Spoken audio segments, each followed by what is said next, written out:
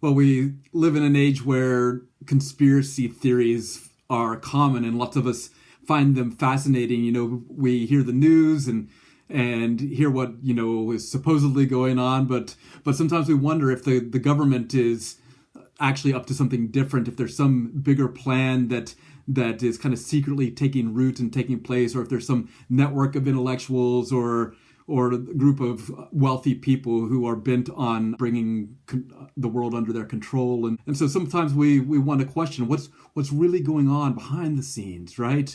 It's interesting that the book of Revelation actually has a little bit of that flavor to it. The whole thing, the whole book is this deal that there is something going on behind the scenes, behind the veil, but in the heavenlies that means that there's more than meets the eye, so to speak.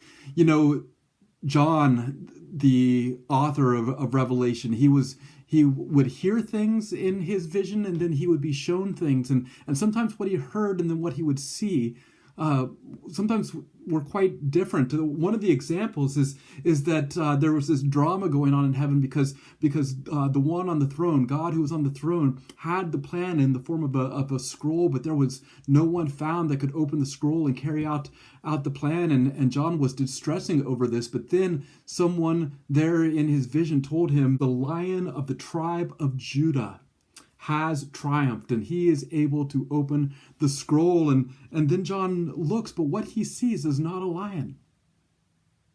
What he sees is a lamb, and not just a lamb. He sees a lamb that has been slain. He's expecting to see a lion, and what he sees is a lamb, and that might be disappointing at first, but the lamb is at the center of the throne, and all of the host of heaven, including these incredible creatures with eyes all over them and wings and such, they're bowing before the Lamb, and the elders dressed in white on their 24 thrones have dropped off their thrones and are on their knees before the Lamb, and they're singing to this Lamb who had been slain. That you are worthy to take the scroll and open its seals, because you are slain, and with your blood purchased for God persons from every tribe and language and people and nation. And it turns out that though it's not what you were expecting, though what perhaps he wanted to see was a lion, the lamb who was slain is the one who's actually in charge, the one who's going to carry out the plan, and the one who's going to bring redemption and victory to faithful people of the world. And so what's really going on behind the scenes is that faithful suffering is redeemed. Courageous faith that is carried through even while we're taking hits. This is the path through which God is bringing about his victory in the world. It's opening the door to God's character and God's powerful kingdom taking root.